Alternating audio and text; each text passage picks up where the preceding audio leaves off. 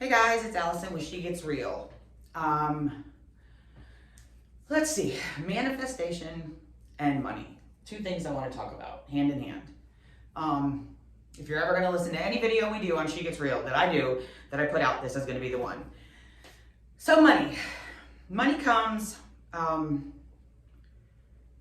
with lots of strings, but it doesn't. Money has always been a negative thing in my life. It was never positive, ever. It was never even really a thing because it was always, growing up, I was never taught anything about money. I know that we didn't want for anything. We didn't live extravagant, but we didn't want for anything.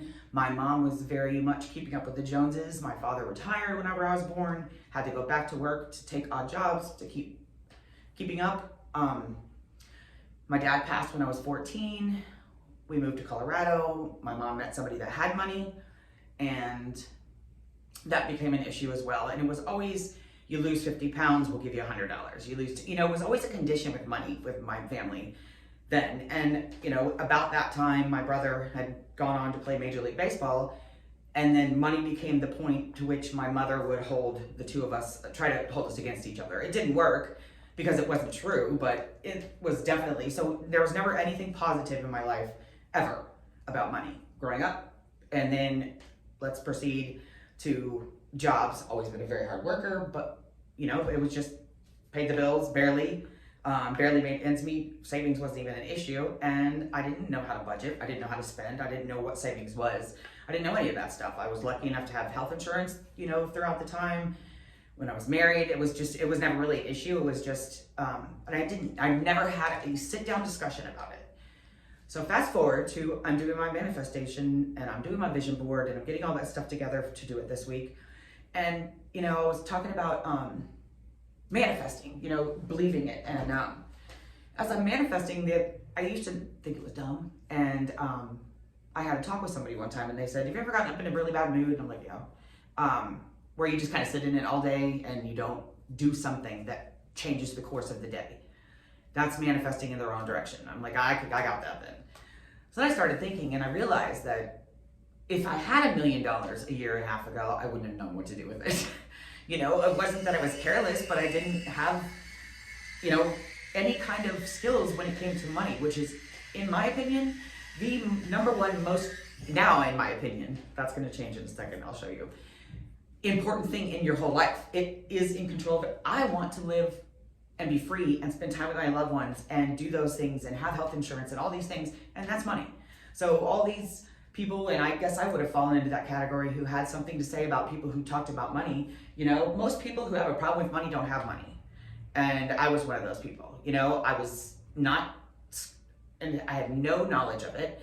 I just knew you needed it and you spend it, and the only way to get it was to work really, really hard or do something for somebody else, and that didn't sound right, but anyway, like with my mom, I'll give you this if you do this. It's a barter trade system, so it just wasn't positive for me at all. I didn't know what I didn't know. However, it's imperative and vital that you stop what you're doing right now and get with somebody that knows about money, because it will change your life, and it needs to change your life. You cannot survive, you cannot flourish, you cannot live sometimes, function without money. And if you don't know how to handle it, you don't know where to get it, you have preconceived notions about it, you're in trouble, because I was in trouble. And fortunately, I'm 47 years old, but I ran into somebody, my partner, my boyfriend, and it could have been maybe one of the first couple conversations we had was about money, and I was like, that's a little weird, and I thought, oh shit, another money person. He knows my brother played baseball, Well, long story short, he's not a sports fan, which is one of the reasons he got a second date. But he said the most uncomfortable, awkward, awful things to me about money. He wanted to discuss it, like with a smile on his face, and it took some time, and I started to watch, and I started to really think, he's in a position I want to be in. He has this, and this is how he does this, and this is how he gets that. So fast forward to probably, the last 18 solid months, I've put myself in a position slowly to pay off my debt and to get into a position where I can start to almost be at even and move forward and see the big picture. But You have to have the uncomfortable decisions, the talks, the knowledge. You have to.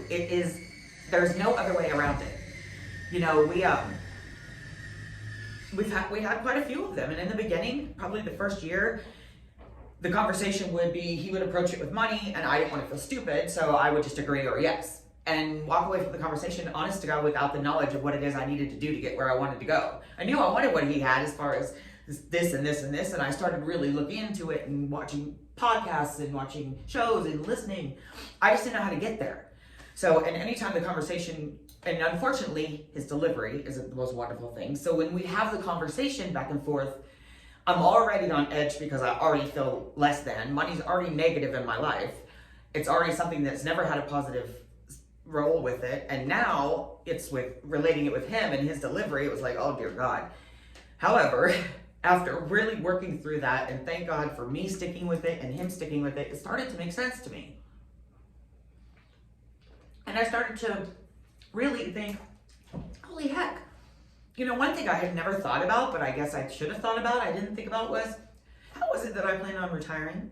How was it that I planned on having health insurance? How was it that I planned on ever going on a vacation? You know, I mean, I never really was one of those, you marry them and then they give you all the money and then you guys fly off to the sunset together and you just sit at home and bake cookies. Like, I don't mind doing all that stuff, but I'm a go-getter. I go out there. I'm a hustler. And I'm out there busting my ass, and what for? I don't know what to do with it. So let me stop rambling and get to the point. Money. Learn it. Earn it. Learn it.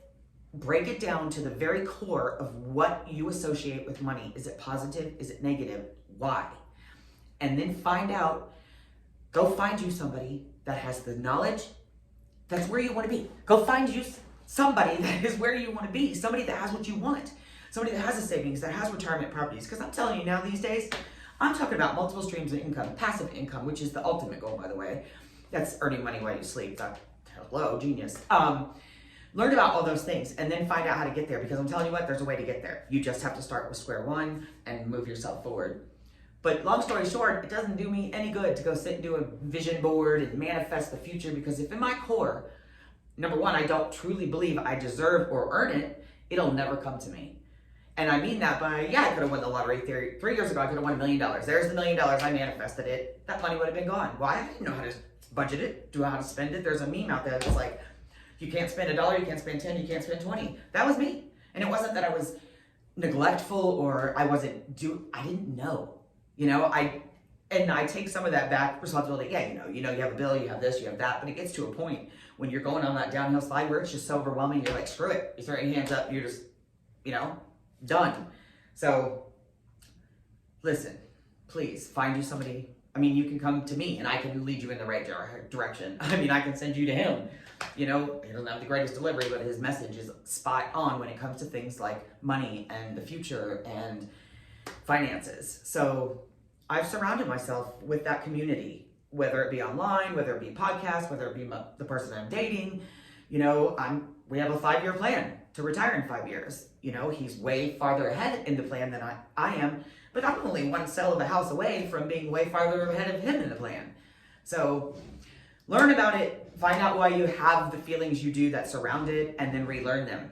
It's taken at least a solid 18 months of mostly painful growth to rip out the roots of why I felt the way I did about all the things, from my brother having money to my mom using it as a tool to having bad relationships where I was the person who just took care of everybody. And I had to take all of that out. I had to start back at square one, and then I had to put it back correctly. I had to plant the roots of my financial future with people who've grown big trees with money. You can't build a foundation with false information, with stuff that doesn't work. So go find you somebody that knows about money. Get with me. I'll send you to him with money, or we'll talk about money, but it's everything. You have no tomorrow with a smile on your face if you don't root yourself, learn about it, and get out there and plan for the future. So I will go over my 5-year plan with you guys in the next couple of days, and my goals and the manifesting. Like I said, you've got to believe it. You got to believe it. And if you don't understand it, you can never believe it. So I will talk to you guys in a little while. Have a great day. Be blessed. It's Allison. Bye.